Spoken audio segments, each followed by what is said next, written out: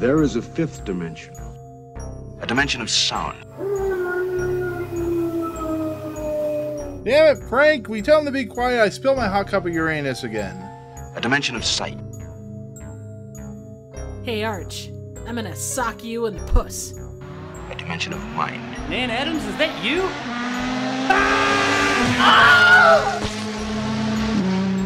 Next stop, the Twilight Zone.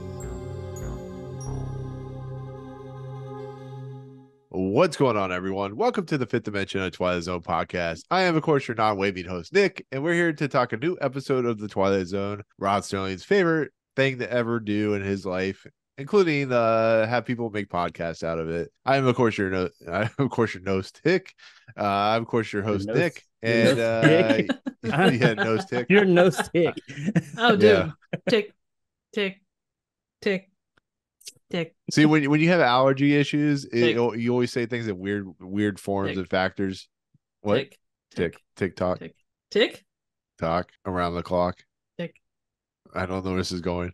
tick. Anyways, so yeah, we're back to talk another episode. Of course, Tick. we're on audio feeds like Anchor, Tick. SoundCloud, Audio Boom, Cups of Uranus, Jacob smoking his vapes. Yeah, Tick. that he just lost. What are you doing? Tick. You're freaking me out. You said you had nose ticks. No, I didn't. Nose Adding to ticks? your nose ticks. Or nose nicks? Nose dicks? Nicks. I don't know. Nose dicks. Mm. Anyway. It hasn't even been a minute. We've gone off the rails. That is a... Oh my god! People were like, "Click off." Just go with it, Nick. That's probably. That's Tell probably her. we would get our guy. Love our kids. Oh, man. That's probably what happens to us. We get like those 100 views or whatever, and just people click off after like a minute. Like, I don't understand what's going on. I thought you guys were talking about some 1960s black and white TV show. We are eventually. We are. Yeah, eventually. So how you guys doing? How's life? Jacob hair is green still, Yay. even though it's in black and white. Nothing has fallen off. Not yet. That's Yeah. good. I mean, that we know of. I mean, you are in Right. 2D, so we don't know what's falling off from the waist below. That's true. I don't Yeah. know either. Yeah. So everything good, going good with you guys? Everything great? We had a good episode last week with Ryan from One Yeah. Track Mind. Yeah. Well, So yep. it's See. Woohoo! and yeah. I actually put out videos this week. Did you guys put out Woohoo! videos this week? Did No. not. Anybody put out videos this week? No. No. Do we have anything to talk about before we begin this episode? I mean, I did a stream, like a late birthday stream. Yeah, and that went places. I'm It in the middle of did. reorganizing my room. Yay! Did you I, find Jeffrey um, Jones by chance? But what? Did you find Jeffrey Jones Jeffrey by Jones? chance? Like the guy that played oh crap, what did he play? He was Speaking of stay tuned. The guy, How ironic. he was, what was he in? The guy, I the guy can't from, think tonight. Pirates of the Caribbean. Uh Jeffrey Jones? He was in Howard the Duck as the scientist who becomes evil. You mean the guy Rooney. who? Yeah, that guy. He got The like pedo? he's been canceled. yes. Yeah, He, he's like, the original canceled. He did something with some kids or something. It wasn't really all Yeah. that great, but for some Yeah. reason that came up a lot in our game of riff tracks. So, par for the course. Oh, for some reason I thought we talked about it on the Fifth Dimension last week, and then I realized, oh yeah, that was your stream. It was We go well, weird places on your stream. I know. Well, and we did the recording for that right after we did the riff track stream. So yeah, it was literally fresh. How do you not get like banned from YouTube? with I our don't your know. streams? Those things Dude. go places, man. If you ever watched any of my streams that I used to do, I don't know how I didn't. I had one with straight up porn on it one time. 2 times. 2 times. Straight porn. Like a game that had like Cinemax porn, boobs and everything, and ass and just simulated Ass and sex. titties. And then one time when I went down this rabbit hole on Steam looking at porn games that showed video, and yeah, man, them games are graphic. I think at Good this stuff. point, YouTube only bans you if you show like war, like either Ukraine war or something like that. It, like literally, Or it'll if let you you show offend anything somebody. else. You gotta offend somebody. Honestly, like people our size, I don't think they give a shit. No. I think it's the right person stumbling upon your stuff too that makes the difference. like the wrong right person, you know? Right. Yeah. Yeah. It's like America today. We get offended by if we show a book with Anne Frank, the picture book. It's people and their weirdness. Speaking of people and their weirdness, luckily that's not what I was gonna say that's not what we're talking about today, though. Thank goodness. Yeah, right. Okay, so we're gonna talk about an episode that I don't know how you guys feel about it, but I quite enjoyed. It was an episode that I remember when I watched it, but I don't remember anything about it before, which happens. Unfortunately, I was like Jacob this week. I just don't remember this episode at all. But of course, that is season 3, episode 27, Persons or Persons Unknown, directed by Frank God damn, I can't talk. Directed by Frank Capra, of course, starring James Stewart, Donna Reed, Lionel Barrymore, and Thomas Mitchell. Original air date December 20th, 1946. Production code RKO Radio Pictures. And yeah, it's funny guy. It has a lot of famous people in it. Oh, yeah, absolutely. Yeah. Hilarious. It's based off a book called The Greatest Gift by Philip von Doren Stern. And is about a guy named George Bailey who contemplates suicide. What? Yeah. What? He's gone off. This episode has been. It's said that this episode was inspired by "It's a Wonderful Life." Oh, okay. That's where he's going. Like, yeah. I'm like looking at all the info on it, and I'm like, did I watch the wrong one? None of this is what he's saying. Yeah, you missed I the wanted to see hour how and a far I half could make supercut. Paramount Plus put this is the next one.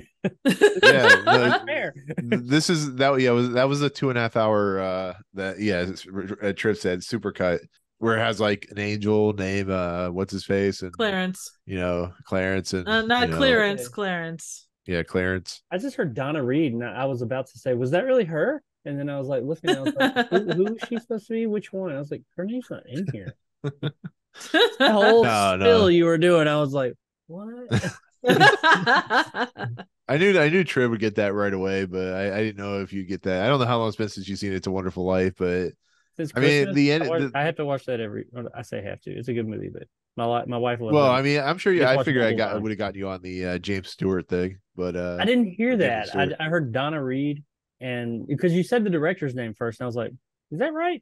And when you said Frank Capra, same thing. I was kind of like, well, wait, that's not right. Frank Capra would have. And then you said James Stewart and Donna Reed. It's like, oh, yeah, I heard Donna Reed. That's where he's and then going. I was like, that one. Well, I was trying to say Frank Capra, and I was saying Frank Crapra.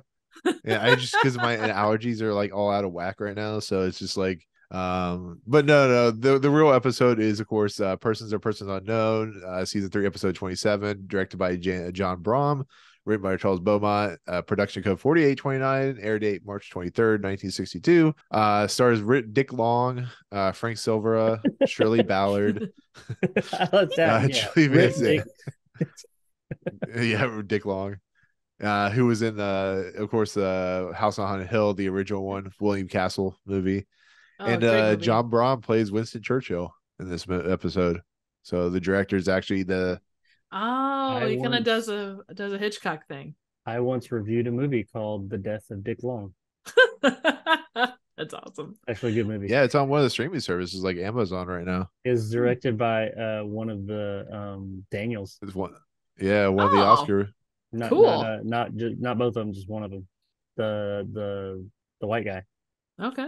Whichever Daniel that is. The white guy. The white one. The white Daniel, like the Asian. Yeah, no, I know. Yes, the white guy. Yeah, it's based on the story everybody's heard of about the people that were fucking horses. Equus. It's like the real life story about how those people up in I think it was Washington State, they're fucking horses and stuff, and they a big story like in the 90s, I think. Yeah, it's fictional, but it's based on that. Right. Good movie. Wow. I mean, it's kind of disturbing. Sounds like it. Movie. Actually, the Daniels are directing a couple episodes of a new Star Wars TV show, so that should be pretty cool. Oh, that is cool. Yeah. Maybe. Star Wars. Yeah. Well, yeah, but it has Jude Law in it, so I mean, it should be good. What? No. I'll talk about this later. I don't know what you're talking about. That sounds cool. Though. Skeleton Crew. I want to say I've heard. I'll send it to you. I'll send it to you. Okay, so is Disney doing it? Of course, it's Disney. Moving on. They do everything. Literally. They're like Microsoft. They do everything. Yeah, they fuck And then with nothing. Put out stuff that, is good, but sometimes not. Okay, so Persons and Persons Unknown is a terrible title. I really hate this title for this episode. It doesn't need to be this named. I know it's like, a story about a guy who basically loses his identity, similar to like George Bailey and It's a Wonderful Life. But do you think the same thing as I do? Do you think this is a terrible title for this episode? the play on I don't know words. how you guys feel. Yeah, Is the person unknown or the person's unknown? well, that's what they always say when it's like they get a. Don't they always say that like when they get a John Doe or a Jane Doe, it's like person or No, person's I unknown. mean they do, but wouldn't something like called The Forgotten wouldn't that have been a better title for this episode? Wouldn't that have given away too much about what was going on though? It's I mean, It let's opens be up- honest. It's literally Let's- that opens up with the whole episode. No, of that's just true. people forgetting. Yeah, But- it was I a don't know. Wonderful Life. But let's be honest about Twilight Zone His wife forgot titles. him. They kind of suck. Let's be honest. Generally speaking, they're not necessarily the greatest since sliced Little bread. girl lost. Yep. Next week is the Randy Newman episode, The Little People. Short people got no reason to live. No, I don't know. It feels like a title. They're just like, you know what? Cool. We'll go with it. I'm not writing it. I'm just standing in, the background talking to you, that type of thing. Because it's written by Charles Beaumont. So I think that person unknown would probably be, or even just persons unknown. I think it's the or and adding it in there twice, which throws it. It is a little bit odd, honestly. But I like to look at it. I'm like, is it a play on words where it's like he's unknown or everyone else is unknown? He's unknown to them. I don't know. Maybe I'm looking way too much into it. But I do think that like just rolling off the tongue and just like seeing it amongst other episodes, either being person unknown or persons unknown, would have been a little bit better. But if it was that, we wouldn't be sitting here talking about the name that much. So something.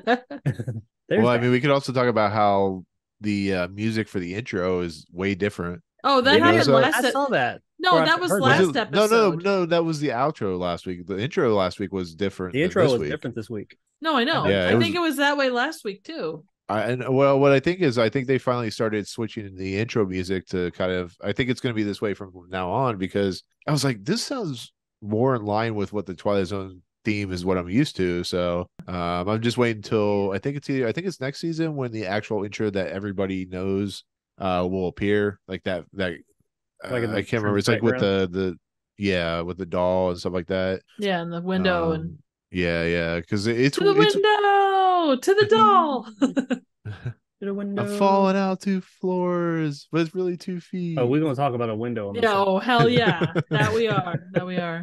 I get a message from Triv today. He's like, "Oh, there's a part where you're gonna laugh your ass off." I'm like, I gave her the face. I'm like, "Oh God, is it that bad?" I rewound it and laughed my fucking ass off.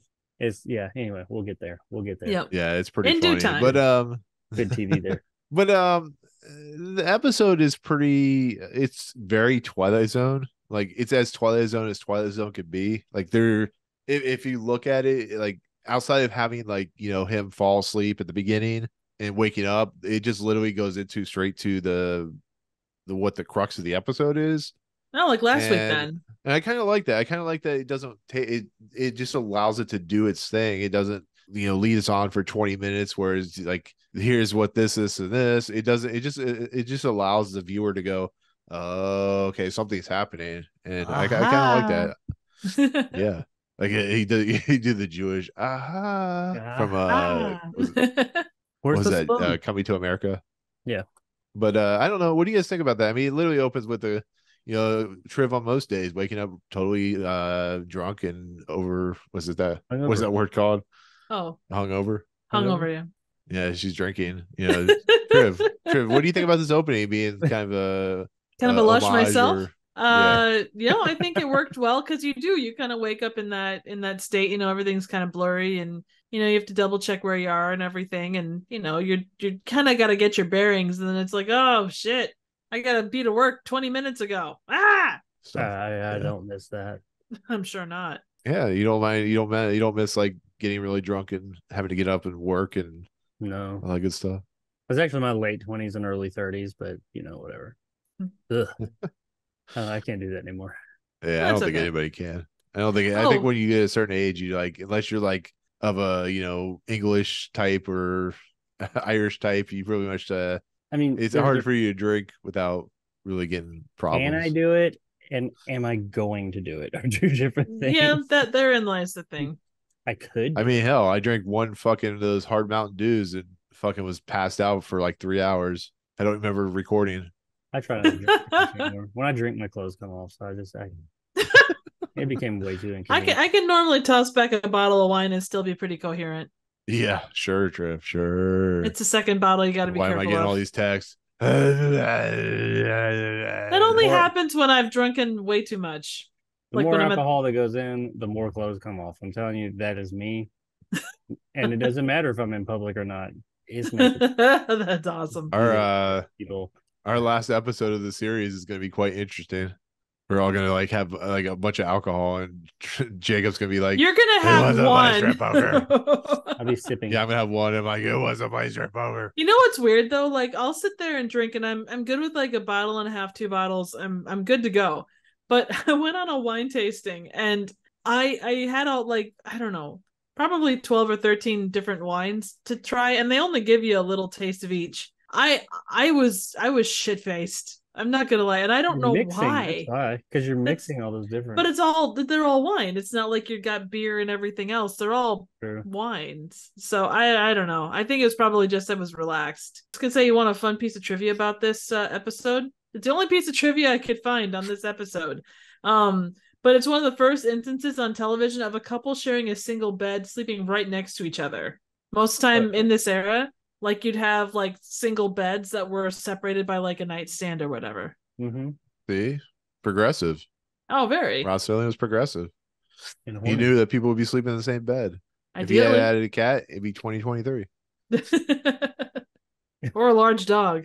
Exactly, Beethoven. But I mean, the guy wakes up. He's constantly berating his wife as he's like, "You guys are sleeping. I gotta go to work." Bitch, why didn't you take my shoes off and put my clothes on? He does pretty much say that. He's yes, like, he does. He's like, "Where's my shaving taking kit?" my shoes off. Like my wife, who is she? Amber Heard. Nah, she would just need the shit in the bed. That would have been worked. Oof. But I did kind of enjoy when he says that bed. No, God damn it. No, I liked how he said and I sorry, it's not Amber Heard related, but I'm trying to keep you guys on track. He says that he wanted to, he didn't want to even go to the party. He wanted to stay home and read. And all I could think was time enough at last. It's like, oh, we got another Bemis on our hands. Right. Yeah, he wanted to. Yeah, because all people just want to stay home and read. That's how Yeah, I'm gonna stay home and read. Hey, where's the whiskey? As compared to a little drinky winky. Let's get in here and read. LSD, baby. She already has her whatever that cap is you put over your hair. Oh, I think it's different. Well, I would normally say that it's to like if you've got curlers and to protect your curlers, but I don't. Well, no, that's what I was saying. Like she has that on her head, so she's already ready to go to bed. She ain't ready for what they they would call like fix their hair up, like curl it and all that, and then like stuff it up in there so it just kind of hold it. And that's they take so it off weird. in the morning and be like 3 weeks like later they haven't washed it or anything. Like the ugly chick in those 90s movies where like they're wearing glasses and their hair up and then they pull it down and they look like Christy. The fuck. I think that movie Weapon did it best, but anybody remembers that movie. Well, of course, how could you not? Loaded Weapon. Oh, it's fantastic. Loaded Weapon Part 1. Yeah. It's like I'll show you a Loaded Weapon. She takes her glasses off and pulls her hair down, and it's like a totally different actress. I just think it's funny, like when we get to the end, like what happens, and he's like horrified by it. I'm like, what are you horrified by? Maybe she's bad. I don't know, but he has no comment. He has no sense. Well, that's what we do. He said, but he has no sense. Loaded Weapon. Danny Glover was in Selma today, and I wish he really? Yeah, he was, and people were like that I knew from like my daughter's school were getting pictures of him and stuff. He was there doing some type of like I don't know, something. And man, I wish I could have gone because I don't know where he was. It just looked like he was in like a restaurant. You could just go there and get your picture or video. Man, I wish I could have just gone and been like, tell me you're too old for this shit. I was gonna say my only claim to fame is meeting a couple of the guys from MST3K, but I don't know where that sits. Yeah, as that's far cool. As... Yeah, At no, least I you didn't have to agree. meet Paula Abdul. That sounds like it'd be awesome. No, it wasn't. I didn't get tipped. Oh, And that's then they took she didn't the tip you ballet cart. over, They took the bell cart from me, assholes. and she looked at me weird when I said, "How's your night going?" So yeah, No, you gotta I guess say, are when you you see really a gonna love me 350 forever? pound white guy that's 6'4" saying, "How's your night going?" She's probably like. So, anyways, I Dave mean, she's Gurney. 4'4" and 320, so you know it's not that different. Yeah, she wouldn't have to Norman bend over Reedus very was far. nice. Oh, I bet. Who was it? Norman Reedus. Oh, was He it was before or actually- after he became famous? After it was, we were there meeting. He was doing a meet and greet signing for Walking Dead. Oh, I got him to Nice. sign Nice. my wife's whatever that Walking Dead game was with him in it. He signed that and a picture and some other stuff. He was really cool. so back on topic. Persons or Persons Unknown is about a character named Tom Wells who investigates a snuff film, an 8mm film. Oh, for and, fuck's sake! It's Don't a bring up fetish 8mm. pornography film. I have bad memories of that movie. Oof. he bad saw stories, that with too. a date. With it. No, that was from my first marriage. That movie. We're not gonna talk That was about when it. you guys knew you weren't compatible. It When was, you liked it, she didn't. Yeah, you could say that. She crazy. Anyway, moving on. Great. No, anyways, Dave Gurney, he wakes up, he has a hangover, he's been drinking. He goes in the bathroom, comes out, and his wife screams. And he's like, "What's wrong with you, wife?" He's like, "I don't know you." What's wrong He's with like, your "Of course wife? you know me. I'm your husband. I smacked you around a little bit. You know, all that." He like smacks her on the butt or something like that. Probably. That's kind of par for Yeah. the course of that era. Hell yeah. Yeah, and right now too. but she says she's never seen him before. It's it's typical case of like, yeah, sure. This is what Some happens when you get bullshit. drunk. They don't want to know you. You know? You don't go where everybody knows your name. Yeah, exactly. You were a lot more Call for attractive an last It's like in beer fest when Jake Shandershaw or whatever his name is. But he says call for an oxygen mask because there's a man dying in here. And he's gonna change his clothes, but there's nothing in there. All the stuff is missing. But I mean, what do you guys think about this opening kind of thing? It's like it's pretty straightforward. It's very Twilight Zone-y. It's guy wakes up and nobody recognizes him. All I'm gonna say is, where are my socks? Yeah, what are my goddamn socks, man? Yeah. Threw my clothes out on the lawn again. Damn it. Whore. He also says he tells her that when she says that she doesn't know him, she says that, wow, that was a delayed reaction. You had 2 martinis at midnight and you're stoned at 10 a.m. Yeah, he did say that. Yeah. I'm gonna say he didn't mean stoned like weed. I don't know. Maybe he did. I don't know. I'm not sure. I imagine he probably meant drunk, not stoned, so. Yeah. It was the 60s though. Getting stoned was a thing. So. Yeah, but you're also talking network television, Yeah. and time slots meant for families with huge censorship. So, I mean, they got that Nightmare as a Child episode in there, so I guess they could do anything. yeah, but that was that first or second season though? Like the more they went remember. along, the I just more remember it still censorship affects came me. in. Right? No. Well, the second season, but it was also very there was a lot of implied there. Yeah. Not really said. Anyway, on this one though, I was cool with it. I thought the beginning it did a good job setting up what was going on. Yeah. You much like last week, you automatically knew, okay, that's what the title means. Yeah, it was straight in for that. Like you're gonna have this whole episode, this guy trying. Why don't you remember me, Jimmy? Yeah, right straight into the last half hour of It's a Wonderful Life. Just nobody recognizes him. Don't you know me, Mary? What's that? Speaking of my good ear. Yeah, exactly. It's my bum ear. Oh my god. But anyways, but yeah, pretty much that's what happens before Rod Serling comes on. He just doesn't recognize him. And Rod Serling is in the room as well. I think he's in the room or somewhere. He's somewhere in the Twilight Zone. I would love to see the B-roll, the fly on the wall cam of any time right before Rod Serling comes on. Like, obviously he's not, but like, if in like real world, like him just standing off to the side in these situations, these people are having a conversation. He's like, okay. Yeah, he's literally probably. You know what he probably Random does man. before he goes on? He's probably just smoking a cigarette. Probably smokes a cigarette, and they're like, "Rod, there. it's your time." He's like, It's- lights the sound stage on fire. He's like, "Let's do this shit." He walks as the explosion happens. Walks towards the screen. behind him. Oh man. Oh yeah. Hot Rod, he comes on and he says, cameo of a man who just lost his most valuable possession. He doesn't know about the loss yet. In fact, he doesn't even know about the possession. Because, like most people, David Gurney has never really thought about the matter of his identity. But he's going to be thinking a great deal about it from now on. Because that is what he's lost. And his search for it is going to take him into the darkest corners of the Twilight Zone. Yeah, another good explosion. You know, when Rod Serling wordsmiths or word plays, it's like an explosion of good stuff.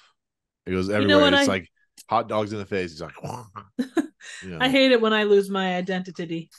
Identity. Your identity. Yeah, my identity. I mean, yeah, you lose that when you have kids, I guess. I don't know. What? I don't know where I'm going with that. I'm just trying to come up with random things to sideline the podcast if I can. It's all right.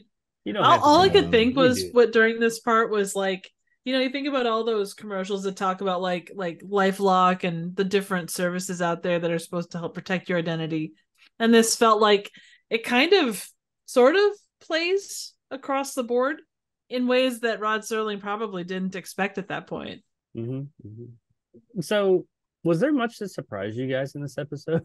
No, the only thing that really surprised me was the fact that they felt like they needed a twist ending. I didn't mind that. I didn't Maybe mind I didn't mind it. I mean, that's actually the implication of that I want to talk about at the end. But was there any surprise that you either didn't see coming, and not even just see coming, but you saw that a surprise was going to be coming before the surprise was even set up? Like, there was nothing in this that, like, and I'm not saying it's bad. Actually, there was one. That fantastic window jump. I was not expecting that. Yeah, I was. That was like somebody took crazy pills for the day. I got to be honest. I got to be honest with you, Triv, and this is not anything against you. I thought you were crazy when you said there was, like, no joke. I thought you were being crazy when you was like, as I was watching. I do like to be crazy on Wednesdays. Well, no. The reason I say that is I'm like, you're saying that you're going to laugh at something. I'm like, we're like 15 minutes into this episode, and I don't know what the hell Triv's talking about because I haven't laughed yet. It's, about an episode where the guy has, like, it's like almost like, what's that Leonardo DiCaprio, Dennis Lehane book? The one where he's like, where he's on the, Shutter Island? Shutter Island. Thank you. I don't know why I couldn't remember that. Where everybody's trying to tell him he's crazy, and that's what I kept thinking out. But then we finally get to, him in the insane asylum, and he just jumps out the window, kind of like, I know, damn stunt performer. Well, no, I know Jacob talks about this every time I talk about it, but in The Simpsons, there's a segment where here he goes, Treehouse of Horror. Well, no, this is what The Simpsons does really well. It spoofs a lot of like famous stuff, but there's a segment where they're at like AA meeting or something like that, and one of the guy freaks out and he just jumps out of a 2-foot window. It's just like, it's like funny as hell. It's like a funny joke that's not meant to be funny, except like when a comedic show does it, or when like Monty Python does it or something like that. But yeah, and I was like, oh, that's why. It's because we have some kind of affinity for people jumping out of 2-foot windows. But no, it's not even that. I mean, yeah, there's that. That was like the added benefit. It's that the absurdity of the whole entire scene. It's like he's sitting there talking to the guy, and then he says, "No, I'm gonna prove it, and I'm gonna go find it right now." And like, he could have just gone out the door. But no, he said, "I'm gonna jump out this fucking window." Like who does that? Who's like, I mean, you expect him to try and leave and just walk out there, because it like escalated very quickly, and he's just like, yeah, sure, this guy's telling him it's, he's not who he says he doesn't exist or whatever, he's crazy, and he's like, no, I'm gonna prove it now. And he just eyeballs the window, and he just fucking takes off and jumps through a fucking window. I was like, what? Oh, wow. I literally rewound it because I was like, I missed something. What? Because I was laughing too. And then I saw that and I just like laugh out loud, just sat there and laugh for a minute. And I said, yeah, we're going to talk about that. Well, that's the funny part. Like that's what's kind of funny about in the Twilight Zone in general is like every time somebody jumps out a window, it's like, do I have to rewind that just to watch that? It's like in Rance McGrew when he gets punched outside the wind or punched out through the window. It's like, I know it's the 60s and things are a little bit different, but that is like atypical something you would see in like Monty Python or, At The least Simpsons that, or something like that. It's so ridiculous and so kind of cheesy and crazy that but it that almost went just along with makes it it, at least, because like the whole Western yeah. being thrown out the window of the saloon Yeah. thing, that was like super or is super stereotypical of that setting. This dude's just talking to somebody and says, fuck this, I'm out. And he jumped out a fucking window. And like he didn't just jump out of a window, he burst through a pane of glass to jump out Yeah. that window on the bottom floor of this building. He didn't throw And it was a anything. really low window too. Like it feels like it was like, I know we joke about 2 feet off the ground, but it was legitimately like not that high off the Yeah, it ground. was, Ground yeah, level. Yeah. yeah, it was like But literally even 2 feet. given Yeah. even given ground level, it felt like it was a low window. Yeah. The door was open and he's still in that mindset of this is insane. Like, I'm not really committed here. This is crazy that people are acting like this. I mean, nothing's gotten like real physical as of yet. He still could have, I would have think most people in that situation would go to walk out the door. He's oh, fuck that. I'm circumventing all of this out the fucking window. This is great. But actually, let's talk about that. So this guy lives in a world where he literally no one knows who he is. He walks out the door. He steals he steals his wife's car, but he steals his car, but it's not really his car. And like, How did he have the keys to the car, by the way? And I know probably in his pocket or something. I don't know. Like he's looking for his underwear and his socks, and he can't find anything. He's like, "Woman, you better get this shit together when I come home, or there's gonna be problems, and there's gonna be a bell." And it's just like, damn, this guy is. I don't know what's going on with this guy, but it's stuff like that. It's like when he goes to the bank, and I love the look of this bank because like everybody's like all confined into like one location. Like there's no offices or anything like that. It's just like a bunch of desks in the back of the bank tellers and stuff like that. Which I thought was funny. He's like, "Hi, how you doing? How you doing, cop?" He's like, "I'm good. I'm good." He's like, he's just I just love how like he's like saying hi to everyone. Everybody's like, it's that weird familiarity that you Who the fuck don't. are you? yeah. Yeah, exactly. I did also love that, like, why is it in the Twilight Zone? There must have been a lot of banks back in the day because everybody worked at the damn bank in the Twilight Zone. A It's banker. probably the only place you could. It's probably the only place you can make money. True. Also, just in case you were curious about banking hours in 1962 or 63, it was 10 to 3 Monday through Thursday and 10 to 6 on Friday. That's what I guess Cash. that's where the term banker's hours come from. Exactly. Yeah, not much has changed. They're only open till 5 now, so it's good. At least they were open at like 8 though. Like you can get in at a, relatively reasonable time. That was back when people had lives and taking care of children, and people were real people. Now everybody works, and we don't have real people and Whoa, everybody places works. and people unknown. Come Yeah. on. I don't know. Person or persons unknown. Oh man, I need a weeping angel to take me back to the 50s and 60s, back when it was a better time. Yeah, but you'll be bored because all the movies you will have seen. Hey, I'm all right with that. Have you seen the shit that comes out today? I'm all right with that. I'll go There- back and watch. There's some decent shit that comes It's a out Wonderful today. You Life. for fuck's sake. Anyway, Hey, it's like you go for like 25 cents a movie. Now you have to pay like your, blood or give your blood or firstborn child to see a movie now. well, you're not wrong. Like a dime to see a movie back then. Yeah. Dime was I mean, also hell, a lot more money back then, though, too. Because people are getting paid Sure. like, $55 a week. Yeah. Gas Yeah. was like 10 cents, but it was also, you didn't That's a make full that tank. much. Yeah, so he goes in the bank and he like tells the guy who's working at his desk to move so he can shift around some He's papers. rude and about then- it, too. Oh, my God. He's like, take your junk. It's a picture of my beloved wife. Take your junk.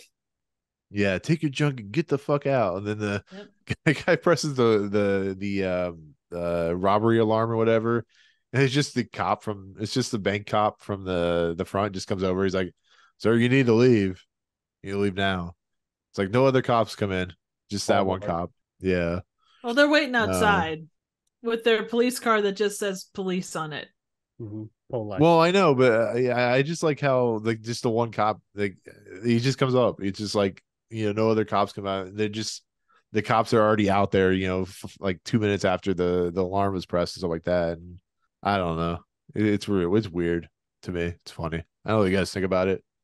I think it was of all the stuff he like, just the familiarity that he shows like all of these people randomly. It's like, if someone did that to you, you'd be sitting there like, really, buddy, I don't know you, shut the fuck up. But no, it was They all did. They were all kind of just like, yeah.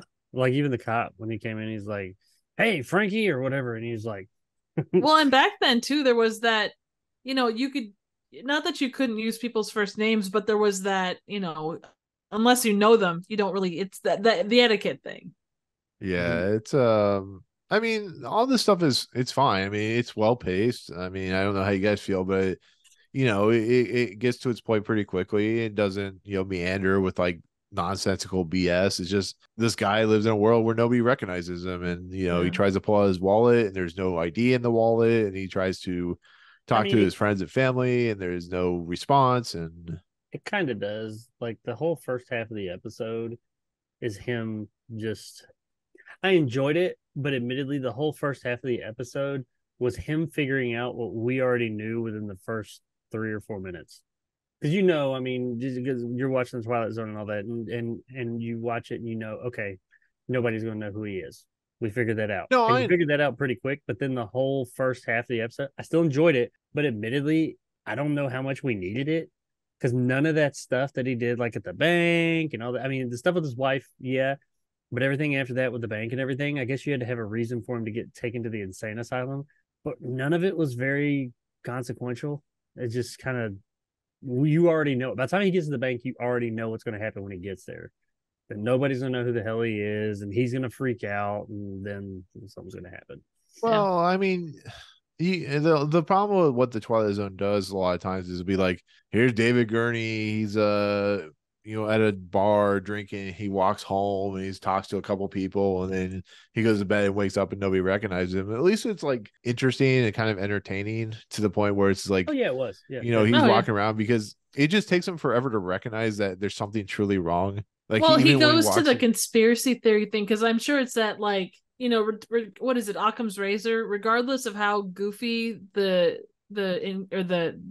idea, the simplest answer is the best. Like, he does kind of go on that. Well, they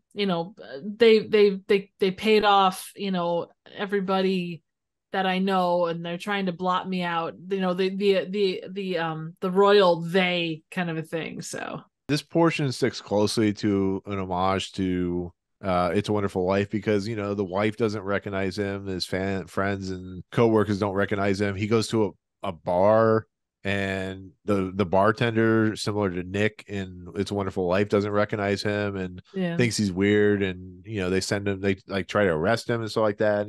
It really does feel like there is a lot of inspiration to the It's a Wonderful Life. And oh yeah, for better or worse, it can be a little problematic, but I don't know. I don't think I was as hard on it as you were, Jacob, when it comes to, because I feel like it was, well, I don't think there's anything wrong fine with it. I know what you're saying though. Yeah, I didn't think anything was wrong with it, but if I'm going to just sit here and look at it from a narrative perspective, it's like none of that was really needed. I mean, we already knew what was up and what was going on. And obviously the story was more interested in getting to the part with the asylum and him, running around and trying to like prove it through, which I guess that was part of him going and proving it. I mean, do you think I enjoyed it, but at the same time I look at it and I'm like, it's not really needed. Well, but don't you think it kind of was? So like, clearly his wife, if it's the quote, because at that point he still thought it was maybe pranks and whatnot. He gets down to the bank and he goes through all that, and it's clear that no one there knows him, and again, the idea of prank is like, okay, that's probably not a prank, but what the hell is going on? Also, Nick, for you, watching the cop in the bank kind of reminded me of the cops from from Little Big's Hypno Dance. Like I don't know why, but yeah. I thought of that. I just imagine them going friends, and Well, let me ask you this: It reminds me. I'm sorry. Go ahead. No, I was saying it just reminds me of cops and like was that Quick Change when Love when the that cops movie. just like that and they just throw the gun on the ground, and when they talk to the reporters later, they're like, oh yeah, he hit me over the head and beat me till I was senseless, and you're like, no, you just threw your gun on the ground. So Well, okay. Would the story, would you have taken anything more or less away from this had when he left the house, it showed him like establishing shot wise, like maybe saying, I'm going to go to my work, or he already said he was going to work, and it showed him walking to the bank. And then it goes over to him, to the scene after the bank, to him being taken to the insane asylum or the police picking him up, Mhm. and him just saying, or them just saying in like a couple of lines, like, I went in there, I work there, blah, blah, blah, blah, saying pretty much all the same stuff. I work there. Why didn't anybody know who I was? And blah, blah, blah, blah, blah. Would it have taken anything away from the story had they done it that way? I don't think it would have, but I also think, as we say a lot, that the whole notion of you have 24 minutes to fill, and sometimes that's hard to do, and other times that's not. But showing it, like, again, it's that showing versus telling thing. Because how On the many flip side of times? that, I did enjoy how they did it. So Yeah. I'm not really trying to prove a No, I got it. But I do think, like, the idea of him going in and telling this guy sitting at, quote, his desk, oh, well, get your ass out of my desk, take your shit, go, get the hell out of here, kind of a deal. It shows, like, whatever you think of his character or him as a person, like, you're able to see that, like, the frustration and the, what he thought was maybe just a one-off suddenly turned into, like, his whole existence. Did you guys get the feeling that he was like, at least for the first half, that he was like not a good person? He was like a Yeah. dick. Yeah. And then like Absolutely. by the Yeah, time he- you get to the end, did you feel like, oh, maybe he's not? Or I don't I know. feel like this was like I, a Phil Connor situation. well, yeah, I felt like no, well, I don't necessarily feel like he became a better person, but like in the beginning, the way that it portrayed him and the way he was acting, I felt as if like his character was supposed to kind of be a dickhead. Like this, they were wanting to stick that. But then when you get to the end, some of the things he does, and like, and it's not like a growth thing. I just feel like, okay, maybe I was wrong. Maybe he's not a dickhead. Maybe that was just how He's like an onion. You're getting more layers as you go Yeah. along. Okay. I do think, given that situation, like, because you think about He was just him frustrated. right, exactly. You think about where he's at, and I think it was probably a combination. But like, you think about where he's at, he's obviously hungover, feeling like crap. He can't change his clothes. His shoes are still on, and this woman that he knows is his wife says, "I don't know who the hell you are. Get the hell out of here." He goes to do the normal things, and everything is gone. I mean, that would set you enough into a tailspin, and then you're like late for work on top of everything else, and then it just builds upon that, and you're trying to like deal with the situation as it unfolds in front of you, and yet deal with all the stuff that you've already been through. I think anyone would be in that realm, Sure. to some extent. Maybe not, he kind of overdid it, but again, I think that makes it, going through that, you would definitely be in the same boat. You're not going to be, Miss Susie Q homemaker, all bright and shiny and shit. Sorry. Right. 90 and shut. Yes. I don't know. There's some reason, and this is gonna sound funny. Some reason I was thinking like when he was in the bed, that was gonna be like a European vacation joke where he Clark Griswold goes into the wrong room and the woman won't let him leave. She like grabs onto him. There's like this random woman in there. I don't know. Some reason I was thinking about that. You But just yeah, want I that mean, to happen to you. sure. I mean, we all do. Who wouldn't? Yeah. I'm even okay Triv would not. like that. No, that's okay. I think so. She was like random woman in a European vacation in England. Okay. Yeah. Hey, if it were James Corden, you would be all over Oh, fuck that. it. Literally. You can fuck that. I will No, I'm not. good. So yeah, so the police take him away because he can't prove who he is, and they send him to the insane asylum, right as the act break happens. And this is where he meets Michael Jackson, and this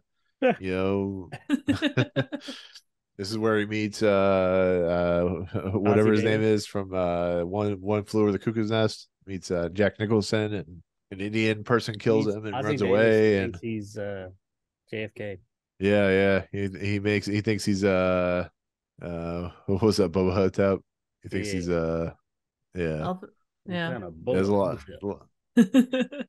Sometimes Priscilla. you get chased by a mummy.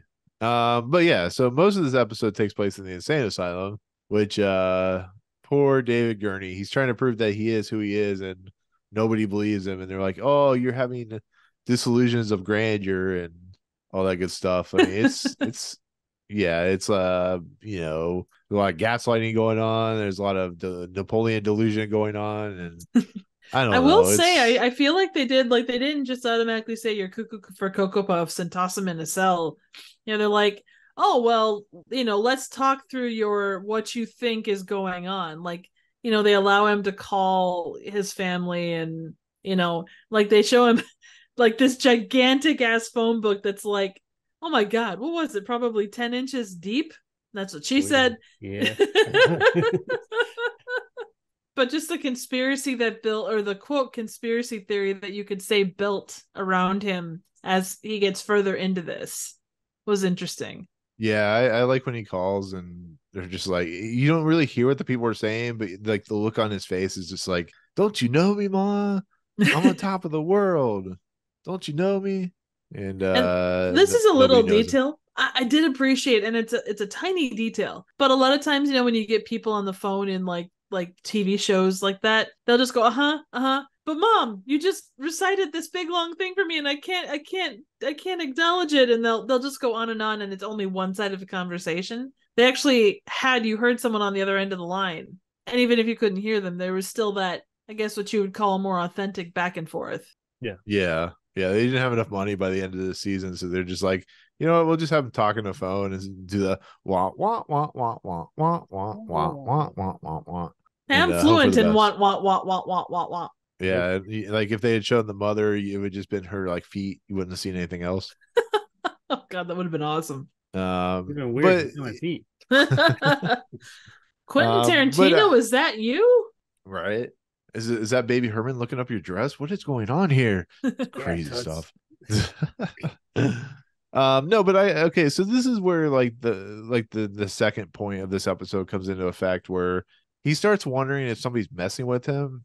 And as we learn, we never figure out if somebody's actually messing with him or he is just insane or what's going on. But what do you guys think about that? Like the idea of like he thinks someone is like manipulating his life. This is something like out of the forgotten, or I don't know, whatever that Julianne Moore film is, or something of that nature, where like he thinks somebody's controlling him. But what do you guys think about the fact that we never learn about what exactly the true mystery of why he is not remembered by the people he knows? I think we kind of do, because we'd have to talk about the end to talk about that.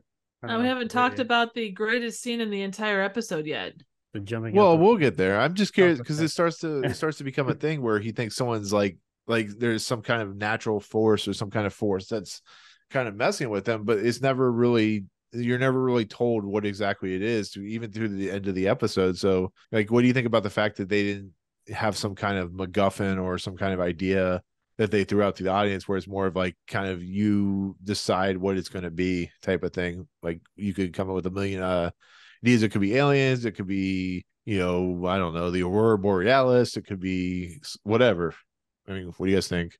I was pretty okay with not knowing at this point, and I think you think about where your brain would go if you were in that situation, and I think you would come to that point as, you know, what the hell's going on? Is it someone playing a trick on me? Is it like the government doing the thing? Because even then, you know, you still had like the Manchurian Candidate and other things like that in media to kind of give you that thought. And not knowing when Manchurian Candidate came out, but you know, it's in that era. So I think you could, in theory, go down either one of those paths and say, oh, well, you know, it's possible, you know, enough power, enough, you know, them out there. So, I mean, it could just be that he's completely and utterly batshit. Because the only time, go ahead. I was gonna say, I don't think it's because he's crazy. I in fact wish they had played with that a little bit more to maybe lead us down the road to that maybe he was crazy. I mean, being the Twilight Zone, you automatically are like, no, I don't think he's crazy. But I think they could have played with that more. But the fact that he knows everyone's name and all these details about him, that leads us down the road that, okay, what he's saying is true, but something's going on here. Like he's been put into an alternate universe or something. So it didn't things like that told me that he wasn't crazy. Mhm. But I wish they had done some things like maybe he got some names wrong or something, and then some of the stuff later on, how it happens, like with the picture and stuff like that. Clearly, something larger is at play. Yeah, it's I mean, almost like Langoliers a bit, like a variation on like it hasn't Langoliers. caught up yet Yeah, with him being Well, that's Langoliers. why I keep like reverting back to like Shutter Island and even Inception, where it leaves open the possibility. Like Shutter Island, the book, unlike the movie, the movie's more straightforward, but the book is kind of ambiguous about whether the main character, spoiler alert if you haven't read the book and movie, just shoot past this a little bit. The simple fact that the main character is taken away to be lobotomized, but you're never entirely sure if what happened to him was the truth or it was a fake, or it's the same thing with Inception, where you're not entirely sure what's happening with the ending. And it's the same thing here. You're not given the only pieces you're given is the fact that he's thrown into an insane asylum. That leads to what the episode does pretty well, which is cast doubt on whether this guy is really who he says he is. And what's up? Did we know the truth about Inception now it was released? true. Do we? Yeah, he wasn't asleep. Any scene that Michael Caine is in is the real world. Oh, good to know. Like, where'd Nice. you wait? Who said that? Christopher Nolan.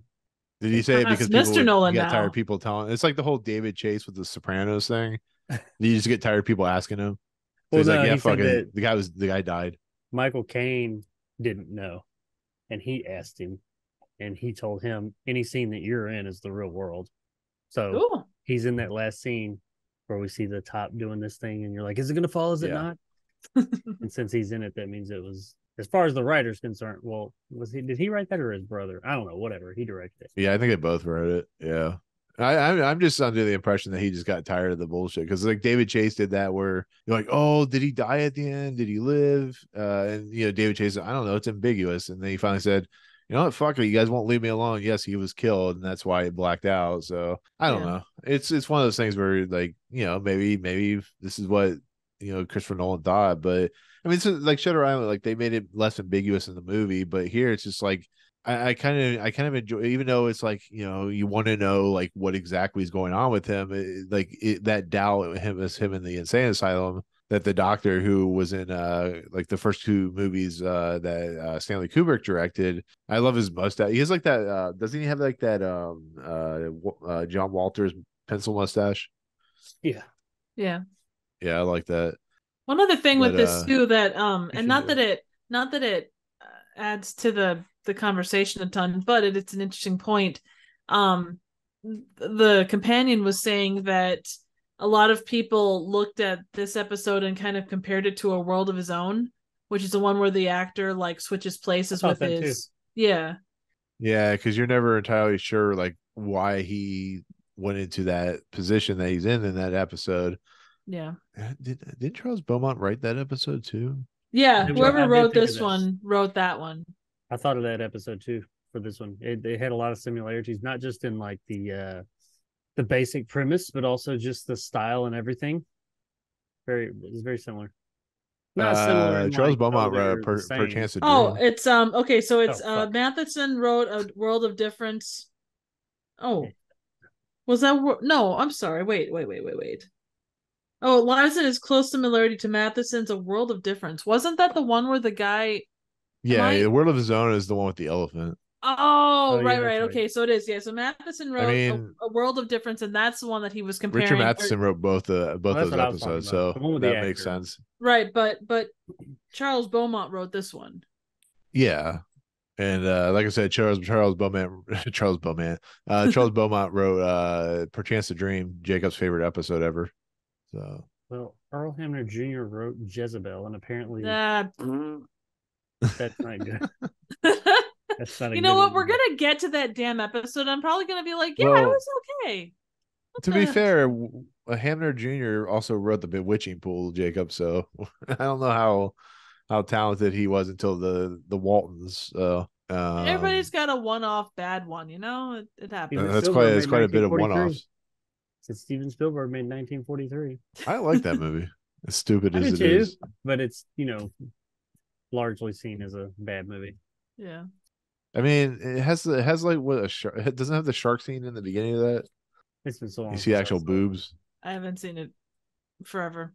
I was gonna say I was a little worried. I was giving me heart palpitations, Triv, saying you hadn't I'm seen that good at movie giving people heart because palpitations. it is considered a terrible movie. So I'm Well, surprised I you haven't can't done it see for every. your I channel. can't see every terrible movie. I mean, you know, Between you, Dan, and Raymond, you guys have seen every terrible movie ever in existence. I'm sure between the three of us we have, but I guarantee you that those two have like the majority of the bad movies, and I bring up the tail end. Yeah, he's like, no, doctor, I am not crazy. I will show you. And he's like, whoopee, jumps out the Jumps out window. fucking window. Yeah. You could just hear Oh, the Wilhelm scream as he jumps out the window. It's like, ah. God. Okay, so here's the question: The Fever or this one for like best like terrible jumping out a window scene? This one. No, it's a different a different feel. Agreed. This one was great. Yeah, this feels like something would be in a Buster Keaton segment or Harold Lloyd or something like that. Jumping through the 2-foot window. It's just like, I know they use like sugar glass or soft glass in these types of movies and stuff like that to so they don't kill each other.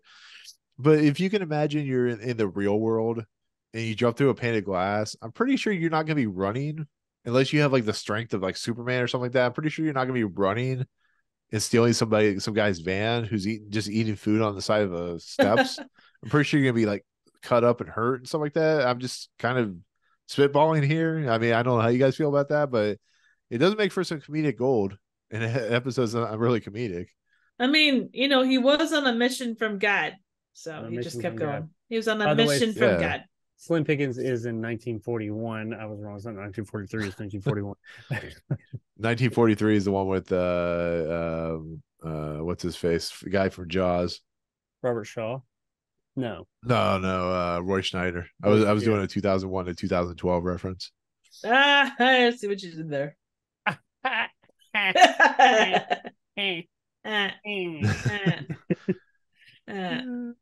Did you hear about the little train that could? No. Oh man, it's good stuff. No, yeah. So have at it. Guy jumps through the window, pane of glass. Probably would have died to find out, to go to a bar. It is just so fucking random. It is. The door is open right there, and it's not like they're chasing him. They're all pretty chill. They're like, "Hey, I'm gonna let you use the phone. I'm gonna let you walk around more or less freely." It does look like he's wearing a straitjacket that's undone, but still, it's like, I'm gonna let you walk around. Everything's cool. Calm down. I'm gonna jump out the fucking window. And the doc just to that point yet. And the doc just like stands there and watches him for like half a minute before he actually goes and like calls people. Because he's like, oh shit, this guy truly is fucking crazy. He jumped out a fucking window. Through a window, not even just out of a window, but through the glass. Yeah. No, you know what he did? We don't see it, but in the director's cut, he literally goes, "Not again, not again." It just like, yeah, it's funny. It's not meant to be funny, but it's hilarious because it is 1960s, action. It's what they did in the 60s. They jumped out of windows or jumped on a horse, or it's not even that kind of episode. That's the thing. It's like it suddenly goes from like this kind of slower burn think piece to like Die Hard, and then right back. And he jumps out and he goes to like 3 different cars trying to find one, and then he gets in one, and then we're right back to just kind of a chill think piece. Yep. What happened? Now, it spends a lot of time with. Oh, go ahead. Sorry. No, I was gonna say, is this when the episode grabbed you, Jacob? Is this when you just like, I'm all in at this point? And quite honestly, up to this point, I was just kind of like following along. I was like, yeah, it's cool. And then that happened, and I rewound and everything. I laughed my ass off, and yeah, I was pretty on board from then. Jacob's like, I'm all in. I'm all in for the crackers and cheese here. Woo! And the Irish whiskey. Yes, Irish cheese whiskey, crackers and cheese. But the first thing he does, instead of going to try and prove his innocence, he goes to the bar. He's like, I'm not gonna prove my innocence. I just want to drink. give me, was it whiskey straight or whatever he gets? Whiskey neat. He went there because that's one of the places nobody knew about. Oh, that was so weird. Because everybody, he said, there's everybody's got secrets that nobody knows. That was one of his that nobody knew that he went there, I guess, every Friday or whatever. Well, that's the funny bartender. part. Like he goes to a place where nobody knows his name, but it's like, isn't that what people did in the Sometimes you 60s? wanna Is, go. you know, unless I'm misreading things, isn't that what people did in the 50s and 60s? Is get away from their families, they go to a bar. So when you want to go someplace else, like So people that do would make now. more sense. Well, yeah, true. Now we just go to, beat up each other. We're all part of Fight Club. That's I was gonna say Yes. that, but I'll let you do that. Thank you. Trev, is that all right? We can't talk about it, but is that all right? Well, I'm not officially part of Fight Club, so I can talk about it. I don't know what you're talking about. I can't talk about anything you're talking about. Anyway. But no, he goes there and this guy's like, how do you know my wife? How do you know my kids? Have you been doing what Rod Serling does? Have you been spying on me? Right. Yeah. He kind of had that look of, oh my God, I've got a stalker. Ah, damn it. Ah, the stalker. He's like, have you seen my wife? The stalker. Whiskey neat. He's like, you've only had 2 shots and that's enough for you. No more whiskey for you. Yeah. So, I mean, I don't know. He's like, oh, there's got to be another place I can go where nobody will find me. Oh yeah, I'll go to the picture place because what was that? Like, where was this picture taken? It was supposed to be at a zoo. But why did this place have it? I don't know, and especially since he said it was a photo development place. Like it says it on the door, like photo development or something like that. Okay, I thought But it looked like a place where records. a detective. Yeah. Like a private public records to get. I was like, what do they got? Like CCTVs everywhere in the 60s? But how, especially with that picture. Oh my God, that camera was. That how picture would was. you? And why would he get that picture? He was like, I was going to surprise my wife with this picture. Like he's sitting there, like all like, and she's like, it's just, like, why would you pick that picture? Good for him. That was nice of him. What were you gonna say, Trev? I was just gonna. I don't understand. Like, oh, she didn't know the picture was being taken, and that's fine. But like, I don't. Like you say, why would you choose that picture to give to your wife? Which I know that's not the point of it, but like, it just, the circumstances surrounding all that, it doesn't matter. But it's just like it didn't make sense. And then when he sees it, and it's got both of them, and then when everybody else looks at it, it's just him. Yeah, I got. It's like, it's so weird because it's just like it's such a weird picture. It's like you can tell it's a fake backdrop. Yeah. It looks like they were against they were at the mall or something like that, and they just one of those camera photographer places. We're at I don't know, it's zoo. just yeah. Well, that's those the glamour point. It's like, shots, right? Maybe the wife was like, oh my God. Oh, maybe the wife was like, there's a monkey coming towards me. and then she I don't know loses what her to do. face. Yeah. But like he's like, oh, I got the picture, and she's like, oh, here's the picture, and you see the wife and the husband on it, him and his wife, and he really is. He's like, Yeah. Look at this terrible fucking picture. I'm gonna get this and frame it and put it in our house. I mean, You to know be what, fair, Nick? like the pictures in the 60s and 50s were they weren't like really that great looking. They were like weird and awkward. So Dude, what you talking about, man? I like They were class. Yeah, I went through like my mom's stuff that I got a lot of now, and like her yearbooks and stuff like that. And they all look like Donna Reed and shit. I don't think they look that way every day, but they were like their school pictures and stuff look like legit back then. Yeah. But these aren't school pictures, so I don't know what that has to do with anything. But all the other pictures that were in there, everybody looked legit. People took pride in themselves. Nowadays, we're in like fucking sweatpants and sweat shorts and a t-shirt. well, they took pride in themselves because it took 20 minutes to take a picture. Oh, for fuck's sake! They set it up there. It was like wasn't like the 1800s. No. Nick, you're 85 years old. You know this. Yeah. I mean, at this point, I'm like 88 years 80, old, Trev. Fair. I will also add, I think like Jake doing the wife's like look, that should be his look for the thumbnail. Oh, absolutely. I've said all along I will happily pose for a new thumbnail. Yeah, now that I can figure out, like now that it will cut out, like Hey, by the way, that was a picture you put up by yourself on your thumbnail. So I just took it because it was the best one I could find. I'll do whatever, man. You just screen capture from this. I'll do it'll be like when I used to do movie reviews every day, and at the end of the review I'd have like 15 different.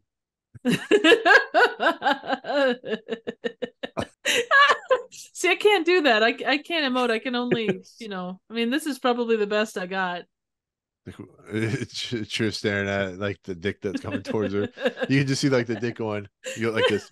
Or it's coming. It's coming.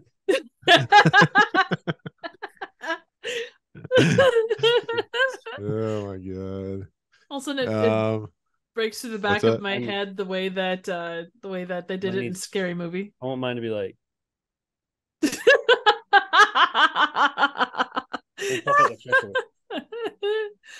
I could do like the reflection like in the Matrix where it's just like vagina one picture and dick in the other picture going towards the vagina. Yes, absolutely. Oh god. Oh, shit. That's awesome.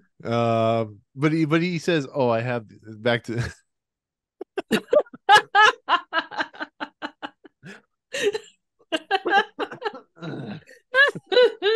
I really got to come up with a new thumbnail for our podcast. Oh, I've got lots of random shit on my desk right now. I have random shit on my desk all the time. Anyway. Yay. I mean, I still have my. I don't know why I have this, but I still have my old SSD for some reason. I'm throwing that shit away. You want an SSD, Triv? I got two of them. Triv, we can throw SSDs at you. You can throw like the hot dog meme and just throw SSDs at you. You'd be like, this I don't know how big. 6. That's what she said. This is bigger than 6 giggly bytes, isn't it? I don't know. I think this is a terabyte. You look excited. But going back to the episode, Gurney is excited because he found the picture he's going to show it to, and then the doctor's just standing outside the door. It's like they didn't even come in; they're just standing outside the door. It's like they're listening with a cup against the door just to like see if he's there. He's like, well, they were about privacy. Yeah, exactly. He left a car down front, and it's like, yeah. He's like, he's coming. He's coming. All right, everybody scream happy birthday, but it's not his birthday. I don't care. We'll throw him off guard. Merry New Year. Happy New Year. You guys in the background start go, oh, go Shorty. It's your birthday. They do the David Pumpkins thing. We don't give a fuck. It's not your birthday. Pity. But he's like so confident. He's like he's like, I got the proof. It's just him going, what do you think now? What do you think of that?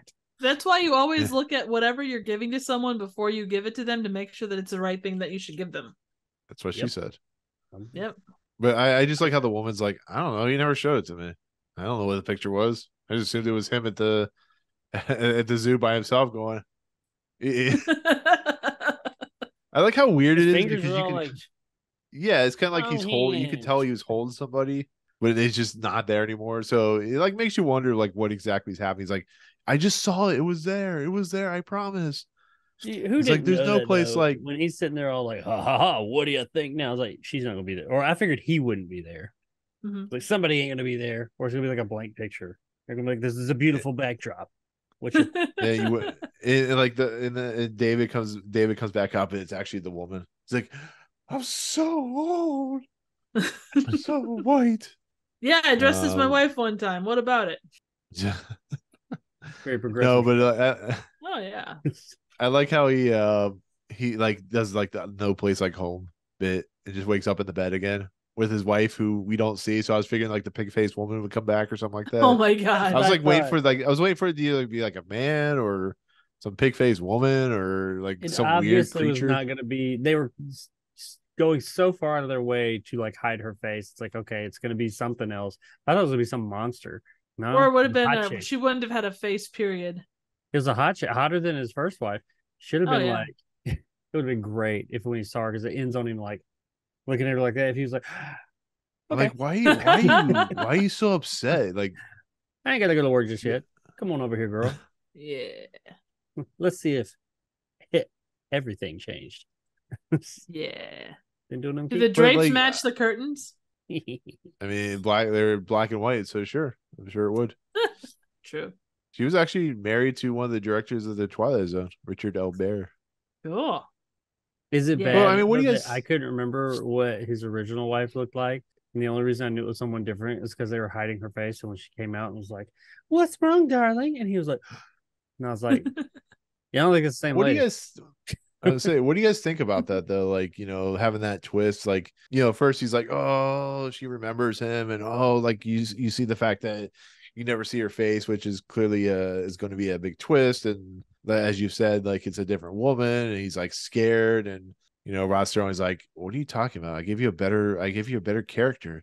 You now have a different woman. That's what every Hotter man wife. wants. They want another woman." I Because don't. Traded her think. in but- for a newer model. Yeah, exactly.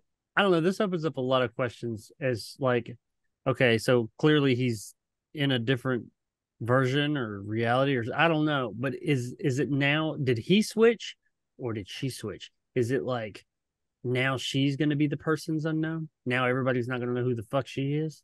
Well, I mean, she That's what I took it recognizes as. him, so yeah. Well, I mean, yeah, it but could no be. one Remembers else- her, but not her. Right. Like she didn't even have a husband. She was just like, "Well, who is this? Who is this strange man? Not where is my husband?" He's like, "Where's my wife?" Or we assume he was probably like, "You're hot. Come on over here." Then we'll figure that out. Then I'll ask you, "Who are you?" Is So it weird? do you I think kind of this- went down. Oh, sorry. Go ahead. No, do you think this is some kind of like what is cyclical? Like a cyclical? cycle. Yeah, this is gonna be an ongoing thing where like she's gonna go through the nightmare and then she's gonna wake up and it's gonna be a different guy. And Honestly, so Yeah. can I give you? I was watching this and all I could think was, oh, it follows basically. It's handed off from person to person. or It's do you not a think it's like sexual disease thing. It follows without sex. Damn, Yeah. it sucks all around. Well, see, what happens is you get shit faced. You go to bed with your shoes on. See, that's what happens. When you go to bed with your shoes on, you especially drunk, you wake up and no one remembers you. this is what happens when you don't have a homeless person steal your shoes? True. Yeah. Yeah. You wake up in bed drunk. Yeah. Yeah, we've all been there. Yep. Almost I've people worn Yeah, but- a pair of like three people, or I've worn 3 pairs of dead people's shoes. You've worn 3 people's shoes. Three pairs of dead people's shoes. Okay. I mean, Yeah. are you trying to come back and kill us, Triv? Is that what you're Yes. saying? Yes. Were you once James Corden's girlfriend? No. No. No. I got some Sure about shoes that. from Goodwill before, so those may have been dead people's shoes. As long as it's not their underwear, you're fine. No, I've never done that. I was at a thrift store a few weeks ago, and no shit, because that's like kind of like a thrift store or Goodwill. And this thrift store was pretty much like Goodwill. It's one of those big kind of things, mostly clothing. Mhm. I was just walking by the clothes. I was looking at other stuff, but then on the end aisle they had underwear. Oh God. Oh no! Now I'm Like, wrapped up. I couldn't tell if it was non-packaged underwear? Original. I couldn't tell if it was original because it was wrapped up in plastic. I couldn't tell if it was original packaging. I didn't really look that much, or like if they packaged it, because there were a lot of things in the store that they would take like multiple things and package them together and wrap them. Right. So like you buy like it's like lots of cheap things to like that maybe not sell by themselves, but hey, buy this bag of stuff. Yeah, there was underwear. That's like a mystery bag. Yeah. Underwear for sale. That's a hell of a mystery bag. But here we are. Damn. Yeah. Serling lost millions in syndication rights. That's Who? crazy. Rod Serling lost millions of dollars in syndication rights. Oh, I bet. Because of this Doing episode. some Yeah, exactly. This Big Tall episode Wish was the specifically. first television episode featuring an all-black cast. Yeah, that's cool. We knew that. How Serling avoided censorship with social and political content. A big break for young actors. All right. Yeah. On to the next. That damn Yeah. cunt. Damn content. But yeah, so that's basically the end. He wakes up and his wife is not his wife, and it's a cylindrical trash can He goes- situation where that's gonna be your picture on the thumbnail. As you sit right next to Triv. he's doing the thriller. He's like, Let me look at him like, anyways, so what do you guys think about this episode overall? What is your closing thoughts on this episode. No, I enjoyed it. I thought it was a good episode. You know, I didn't see what you did, Jacob. So I was like, why is he laughing? Oh, I'm sure I will when I edit this. Absolutely. Sure, if you were While I talking- whip this out. Yeah, exactly. No, I thought it was a good episode. You know, it didn't screw around with time. I think it made pretty good use of the time. It didn't feel long by any stretch. That's what she said. Yeah, exactly. No, I thought overall, yeah, it was a good one. You know, it was well acted. I feel like a pretty decent amount of like the right kind of reactions to everything. So no complaints really to speak of. Other than, you know, the obvious one about the window, because that was hilarious. To the wall. Was that a complaint though? No, I said that was hilarious. Oh yeah, yeah. That's not a complaint. No. That was fantastic. That made the episode. Yeah. I like this episode. I don't think it was like groundbreaking or anything. There was not one single thing in it that I didn't see coming. I mean, obviously, I didn't know halfway through that, oh, he's going to wake up and his wife's going to be somebody else. But as the episode went on, I was never caught off guard. Everything, besides the window, the jumping out the fucking window, I didn't see that coming. Beyond that, everything else, nothing surprised me. I was never surprised in this episode. But that's okay, because it was still entertaining. I don't need everything to be like mind-blowingly like, oh my God, this is the next, you know, not fever, invaders or the pig face people one. But I had the beholder. Yeah, I had the beholder.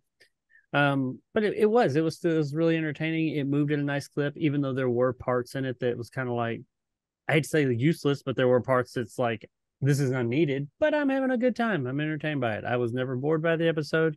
The only part that things slowed down ever so slightly, they really picked it up real quick and just threw it right through a window. Yep, they did. I like the little Twilight Zone-y ending. It had a very Twilight Zone ending. It wasn't masked very well, like a good Twilight Zone ending, but it was entertaining. I had a good time with it. I mean, very not even middle of the road, not top 10, maybe not even top 20. I'm not sure. We'll see where it goes, but definitely not, you know, a very entertaining, yeah, just solid episode. Good performance, Yeah, good execution.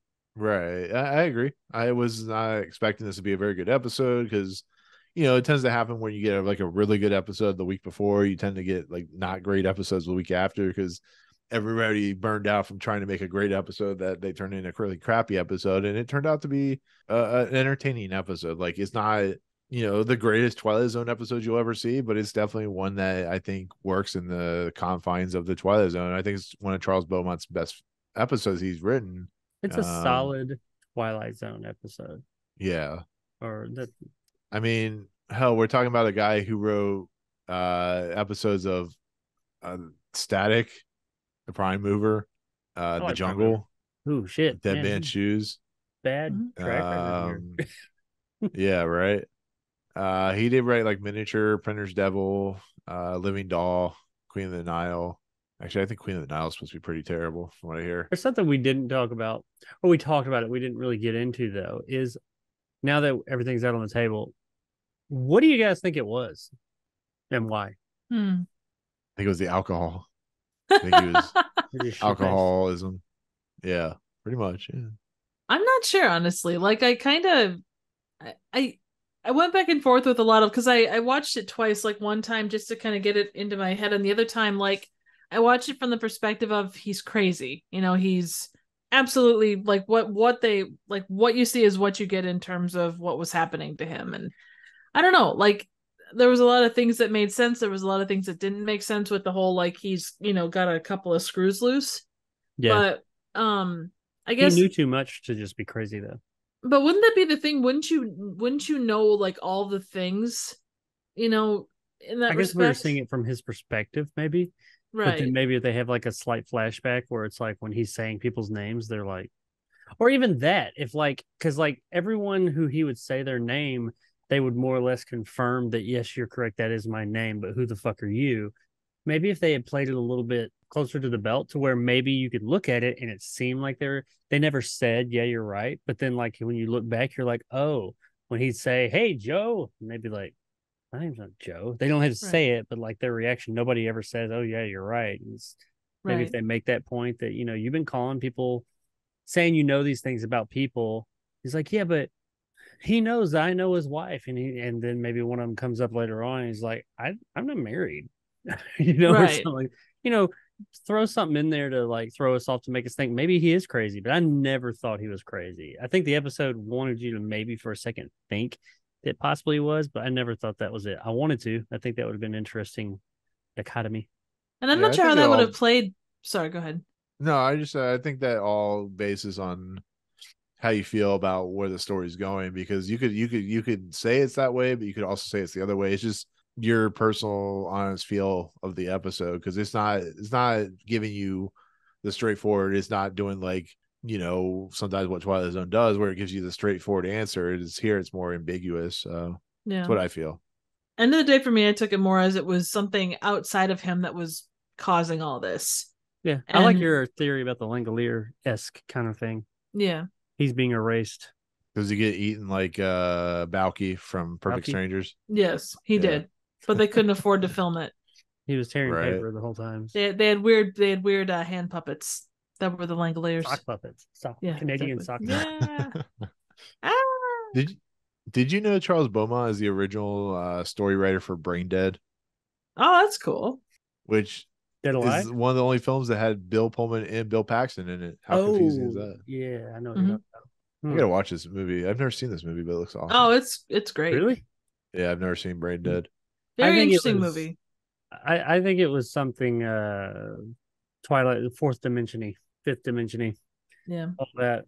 I think it was just the like he was in a parallel universe or like he was being like erased for whatever reason. I don't think there's ever anything given to us to where we could even speculate as to why that was.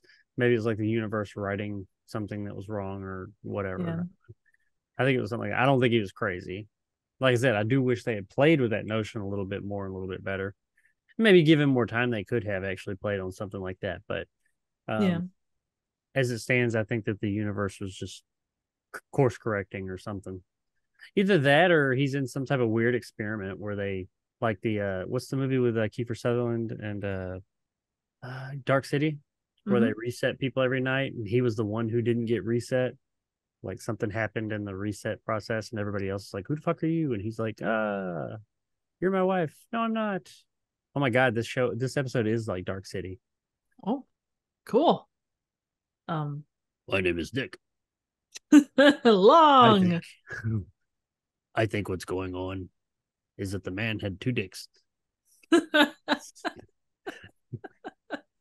Yes, that is what I think. Nick, we can't hear you.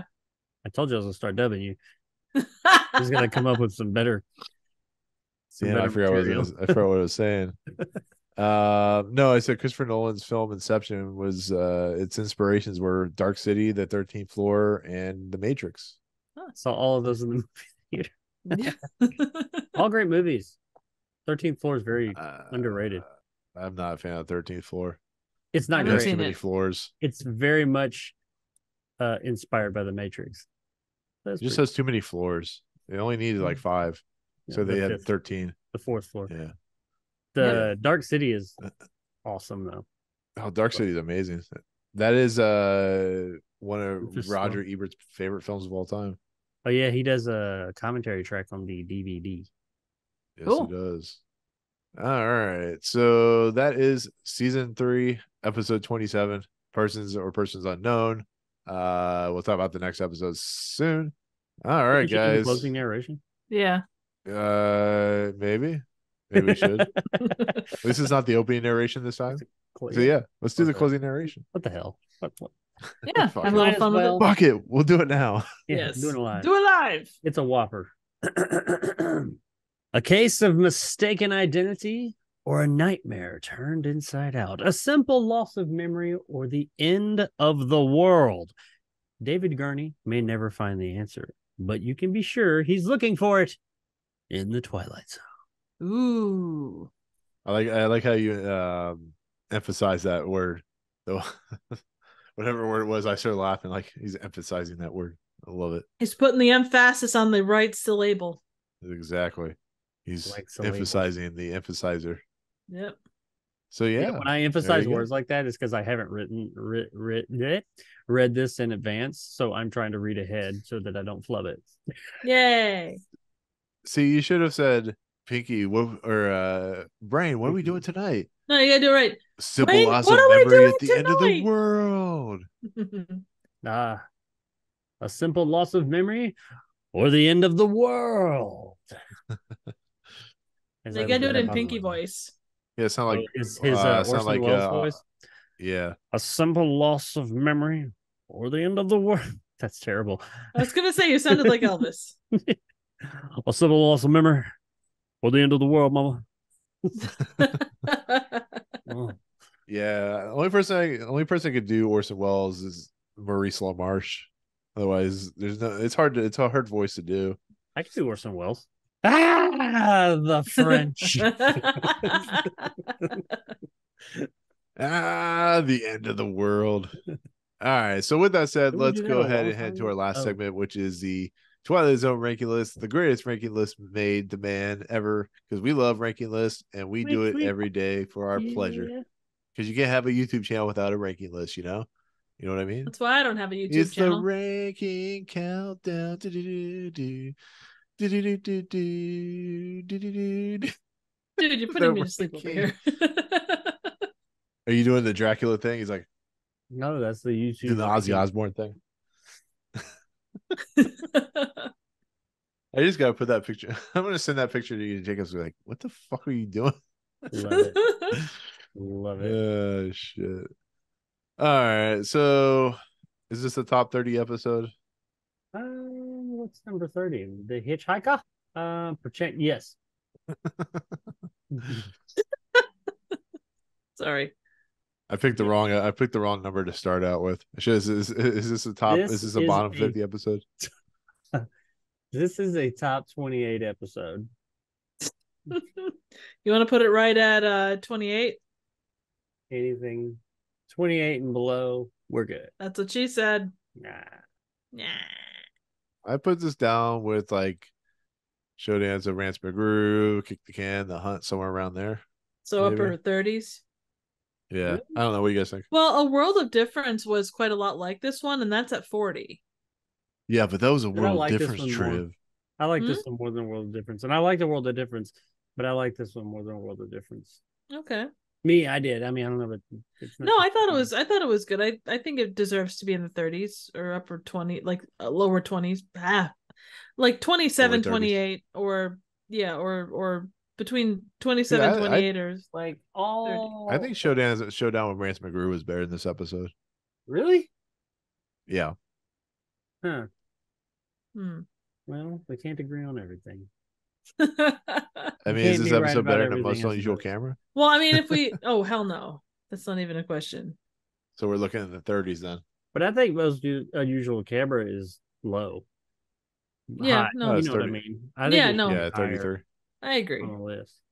Well, it's like we always run into this where it's like, oh, well, this one should be higher, but that one should be lower, you know? Yeah. Retrospect is Not everything's retrospect. about you, Jacob. Gosh. All right, Napoleon Dynamite. Just go eat your tater tots. Eat your food. Go eat your tater tots. Napoleon, let me have some of your tots. Eat your own tots. Bring me some chapstick. Gosh. Let's see. 30s Hitchhiker. I did like this more than Hitchhiker. I definitely liked it more than Perchance to Dream. I liked it more than the Game of Pool. I know you guys love that episode. I didn't hate it, but I liked it more than that. People Are Alike All Over. Which one's that? That's one where they have the human in the zoo. It's like a human or like alien species zoo thing. Roddy McDowell? Yeah. No. Yeah. Was that Roddy McDowell? It's Caligula's brother in that episode. Just remember, that's how you remember it. Yeah, Malcolm and Roddy. Yeah. I think it's around in that. Like that one, I put those. I may have liked this one ever so slightly more than that one. Which one? I lost my place. The People Are Like All Over. Yeah. One for the angels I can't remember enough about. I know it's like the angel doing stuff. Man in the Bottle. I did like Man in the Bottle. So I wouldn't go below mid-20s. Above 30 though, A Penny for Your Thoughts. Ooh, I like A Penny for Your Thoughts. That was a fun episode. Where's a penny for your thoughts at? 31. Little camera. Oh, yeah. Like I said, I would put this like down by like Show Dance with Rance McGrew, or maybe above Kick the Can. I don't like know. this more than The Hunt. Yeah. More This than one the had Cunt? this one I had think- more fun. Yeah, I think Most Unusual Cameras should be higher. So I'm not going to say I liked it more than Most Unusual Camera. They're very different. 100 Yards Over the Rim. That's where the guy goes. He shows up in the 60s. Yeah, he kind of randomly teleports through time. Yeah, from like his Oregon Trail. Yeah. You have died of dysentery. So don't diss Terry again. I don't know. I like that. I'd say those two for me are they're pretty close, but this one does have the epic window dive, so that's probably going to put it over the top. Penny for Your Well, Thoughts. I think it deserves to be in the 20s, just not based on that alone. I honestly, I don't know. Yeah, You but we think threw I'm the just trying to fever put it down the under for bottom, Chance to so Dream, but quite honestly, I do like it more than some of those that are right around in that area. But I like A Penny for Your Thoughts more than this. So what if we put it at like between Penny for Your Thoughts and 100 Yards Over the Rim? But I like it more than Hitchhiker. No, and we're always going to run into that, you know? like I said, I would put it at 34. That's just me. 34. I mean, I think anywhere in that lower, like between 30 and 34 would be a good place. It really pains me to be this close to Perchance to Dream and not put it under it. I just want you guys You to know what we need to do is put it between Hitchhiker and Perchance to Dream. Motherfucker. It's like, son of a bitch, I quit the podcast. I guess. I mean, I don't mind putting So it 30 above. is I don't fine. mind putting it up, 27 to 29. I am attempting to not let my bias against Perchance to Dream affect Aw. my decision. You're so sweet. When we actually finish the series, I'm gonna be so sad that we don't talk about Perchance to Dream anymore. I'm not. Well, we'll come up with something else to discuss and be weird about. We always do. I don't know. What do you guys think? You're saying low 30s? Yeah, Like I said, between Most Unusual Camera and The Hunt. What about you, True? I'm a terrible person to ask this. I suck at rankings. If we're in that area, I'd put it at 30. That really hurts my feelings. Well, if we're gonna do that, then we put it above Perchance to Dream. Oh, I'd say right above Perchance to Dream. I can't do that. Why not? So that hurts my heart. Well, I'm gonna hurt one of you guys or the other one, so it's either gonna be at 30 and it's gonna drive Jake to distraction, or it's gonna be at between a game of pool and Perchance to Dream. quite honestly, 30 is closer to where you guys were wanting to set it, and we're like all within 5 of each other. So, Hey Jacob, I need you to persuade me, but you only get 3 times. You only get 3 turns. I was just like Starfields with my persuading. Yeah, you gotta be like, but I'll give you $1 million. That's not good enough. $1 million isn't good enough. He's like a red notch. I mean, I don't know. I mean, Do you want this like to I get said, violent? Because it will. as long as you don't like, as long as one of the options is you don't punch me. I'm gonna punch you through this camera. Exactly. I mean, if you guys want to put it at 30, that's fine. Like I said, I would put it, No, we're where I putting would it put above Perchance if we're gonna put it at 30, we're putting it above Perchance to Dream. It's not that big a deal, honestly. Because I am okay, because I do say that, like, hey, I like which one was it? A Penny for Your Thoughts more than this one. So, like, I said 30. I think I meant 31 32. or 32. I mean, 32 I would be cool with it like between Penny for Your Thoughts and 100 Yards Over the Rim. Yeah, that's where I meant. That's where I meant for it. So what about between the taking over Hitchhiker and Penny 32. for Your Thoughts? Oh, No. you say you like Penny for Your Thoughts more. Yeah, myself personally, in all honesty, while like I could still make a case for, hey, I like it more than some of those that are lower. You guys are right around in that lower 30 range. Yeah. So if I go down there, I say I'm cool with that, but I did like a penny for your thoughts a little bit more than this one. So I would put it right there at 31. No. I'm good with that. In that 32. 32. Yeah. Under penny for your thoughts. I suppose. Dude, it's like 2 away from where you said. Why do you have We're gonna have a good one that is at least top 28 next week. The top 20. Top 29. It's a top 28. He's not gonna be happy till this gets to like 156. Yeah, good luck with that. We're gonna do a special. I think we're gonna do a poll when this podcast blows up and like just getting watched by tons and tons of people. I'm going to conduct a poll and say, should we redo Perchance to Dream? Hell, I'll even go all out and say, should we redo the first 10 that I wasn't there for? Just make it all about me. For the first 9, the 9 that I missed. What we're gonna do is like it's gonna be you and Triv that comes on the episode. I'm gonna be standing there going, do I know you guys? Do I know you? That is the And hope. at the end of the episode, it flips and Jacob comes on. He's like, do I know you? So, yeah.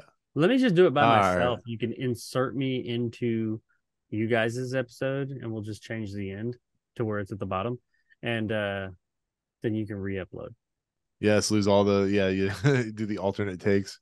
Or Jacob's literally there. He's like, We're talking between you and I don't know. Nobody ever really responds to me. I just respond to people that say things. Yeah. I mean, I don't know about that. You're sitting there talking. And we're just go talking ahead, over. Triv. You're like, can You start talking. like, can I talk? Can I talk? Rude. I ain't got a like- lot to say this episode until the very end. I'm going to monologue for a minute. We're just pause going like, Oh, shit. All right. So yeah, that's fine. We'll put it there. So with that said, new number 32 is persons or persons unknown, or I should say person or persons unknown. Hate that title. Number 92 is still Trouble Templeton. Number 1 is still The Eye of the Ball. Wait. What's number 75, Nick? Yeah. What is number 75? We can't hear you. Oh, I'll do it for you. A piano in the house. You need the explosion. A piano in the house. Well, my friends, you got it wrong. That's not number 75. It's I shot an arrow into the air. He's right. God bless it. Sons of bitches. You try to pull a fast one on me. I see how it is. Well, it is as of this list. It's not. It doesn't take effect until next week. So, anyways, number 92 is still number 92 is the Trouble with Templeton. Number 1 is still The Eye of the Beholder. Next week is The Little People, season 3, in episode the 28. house. Little people in the house. Little people in the house. Directed by William F. Directed by William William F. F. Claxton. William F. Claxton, written by Rod Serling. Stars Joe Morose, Claude Akins, Michael Ford, and Robert Eaton. Is that like So we'll Clay look forward to that. Akins? Yeah, Claude Akins was a famous actor, actually. So it should be interesting. He died of stomach cancer, so that's always and fun. Clay Akins is a very famous stalker because he's invisible and just watches you in your room. Jacob, where do we go with that? Jacob, where do we do? I don't know. Get us out of here, Jacob. Jacob, what do we do?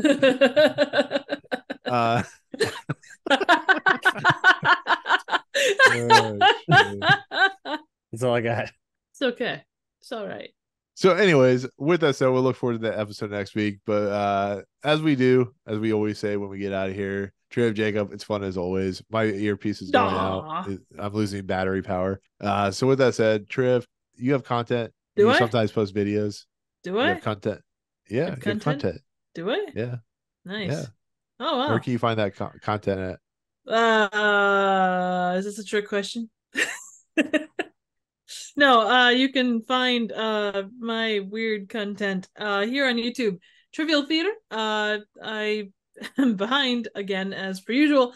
I'm working on new stuff. I just did a collab on Teenage Mutant Ninja Turtles from 90, so definitely stop by, say hi, and hopefully we'll get that up within the next week after Is that this up? airs. Oh. It's not up yet, so Okay. and then hopefully for October I should have a full line of stuff, I think, so depending on schedules. So anyway, onwards and upwards. So look forward to Trip's content in the future in the Twilight Zone. If I actually get it up. So I reviewed that movie. Yours will be better than mine, I'm sure. well, don't say that. I did it for the 30th anniversary, I think, Oh, nice. a few years ago. Did you do it all for the Nookie? No, I did it all for the not shit because I don't think it got any views. But Jacob, if you would do you like to have see content? content that doesn't have many views, also more content with not many views, then check out my channel. I have 2 channels, Jacob Anders Reviews. I don't upload much to right now. Maybe one day we'll come back to it. And also Retro JKXY, where I do video game content, documentaries, and such. Another one coming soon, and I'll talk more about it later. But yeah, go check that out. Where I got some stuff to talk about, old stuff and all that. Yeah, YouTube. Yay. He talks about his old stuff, his old junk. All my old shit. Woohoo. Yes. Sometimes it's retro. Sometimes it needs a bag. You don't know. You will never know until it explodes. All retro all the time. All Jake all the time. Oh, yeah. XY Wow, some of the wow. time. Ooh. Check it out. Not all the time. Boom. Nope. All right. And with that said, I am at Movie Emporium for all of Woohoo! my content. I posted a few videos just recently. I don't know what I posted at this point, but I know I posted a couple Flora and Son and Cassandro. Definitely check They're those great. Reviews out. Check them out. Trish being nice. Go she show does some this love. thing. Go show some love. Shirley! So that's where this podcast is held as well. But as always, if you like what you see on this video, of course, subscribe. Of course, hit us up on audio feeds like Anchor, SoundCloud, and Voodoo, and Comes to Uranus and Claps, and all that good stuff. Rate, subscribe. We definitely want your listens and downloads because we are important people and we do a good job. And I'm sorry. Well, you guys are important. I'm just here for the nookie. Okay. Nookie. So anyways, with that said, we're gonna head out, and for myself, Triv, and Jacob, we'll see you guys next time in the Twilight Zone. Peace out. Whenever someone sings, I put that at the end. The fuck That's what we lead off with. What the hell is this? Once upon a time, deep, deep in the jungle, there was a little engine that could. He was chugging his way across the enemy line. Chugga, chugga, chugga, choo, choo. His mission was to take some AK-47s and a nuclear payload across the mountains to the 22nd Battalion. Needless to say, there was plenty of opposition.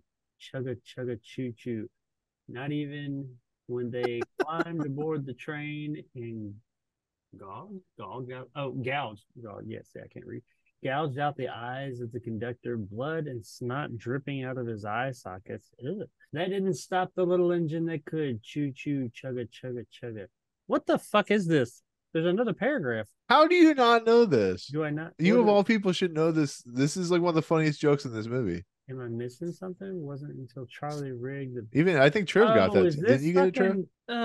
It's when Major Payne tells the. Oh. Yeah, it's when he tells the young kid the okay. the choo choo. I'm reading it wrong. Wasn't until Charlie rigged the bridge with plastic explosives. That was terrible too, but anyway. Yeah, now it makes more sense. Okay. Oh. How it gets like more gruesome as it goes along. There you are. Man. Now I get it. Okay, yeah. Die, pig, die. You'll never take me, Major Vincent Winford Payne, alive.